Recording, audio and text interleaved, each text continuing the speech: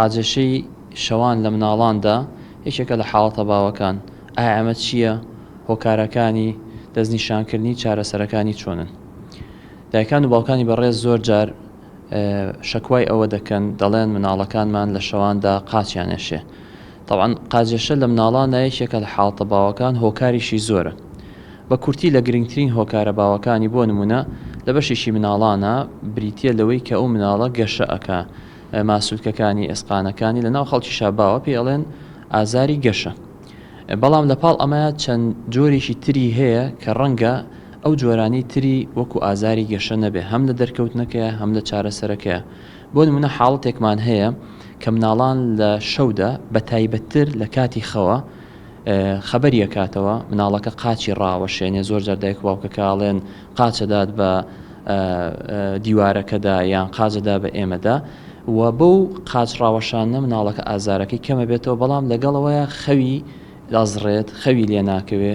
بۆ ڕۆژی دوایی ڕەنگە مناڵەکە بەهۆی ئەوە کە تێرخەو نەبووە خەواڵوو بێ یان تووشی کەم تەرکیزی و فرەجوڵەیی بکە. ئەمەیان جۆرێکی تایبەتە. ئەم جۆرە تایبەتیان پێویستە هەم دەستنیشانکردنەکەی هەم چارەسەرەکەی لەلایەن پزیشکی پسپۆڕی مناڵانەوە بکرێ.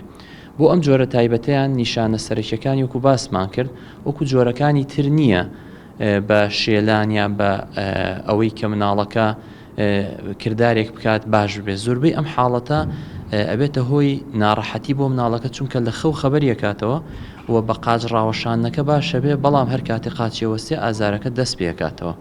و لە گرنگترین نیشانی تری ئەم جۆرە حاڵەتەوەیە کە مناڵەکە ڕەنگە لە ڕۆژە خۆی زۆر بجوڵێت، جوڵەی زۆر بێ، کە ئەم فرەجوڵەیە هەم خۆی هۆکارە هەم لە پاڵیان ڕەنگە دەرەنجامیش بێ. بەهۆی ئەوە کە مناڵەکە شەوان تێرخەو نابێت، لە ڕۆژی داهاتووە فرەجوڵە ئەبێت تەرکیزی باش بۆ ناکرێت.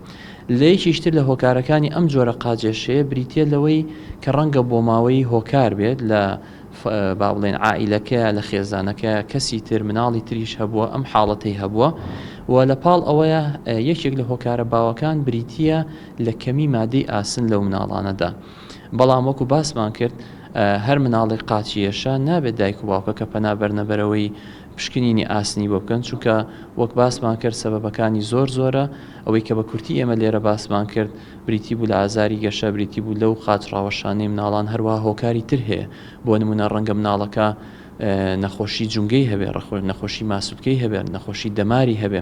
بە کورتی پێویستە دایکان و باوکان تەنها ئاگادار بن لەم جۆرە حاڵەتە، و لە پاش ئەوەی کە پزیشکی پسپۆڕی بینێ کۆمەڵە پشکنینی بووەکە، پاش ئەوە چارەسەرەکانی ئەم جۆرە قاجێشەیە دەست پێکە کە ئەویش خۆی بینێتەوە لە سەرەتایە لە کۆمەڵێک چارەسەر کە بەبێت دەرمانەکرێت.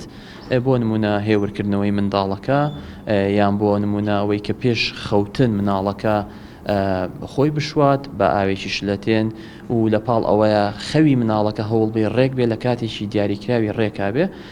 و پاش ئەوە ئەگەر وەکوتمان کەم و کوڕیەک هەبێ لە مادەی ئاسنەکەیە پێویستە چارەسەری مادەی ئاسن وەربگرێ و کەم و کوڕێکی ڕێک بکرێتەوە. اینجا ئەگەر بەمانە چارەسەر نەبوو کۆمەڵێک دەرمانی تر هەیە کە ئەوە بەپێی قۆناغەکان و بەپێی توندی حاڵەتەکە پزیشکی پسپۆڕی مناڵان قەرارەدات بڕیارەدا کە ئایا پێویستێتی یان نە. سمارت وەرچەرخانە.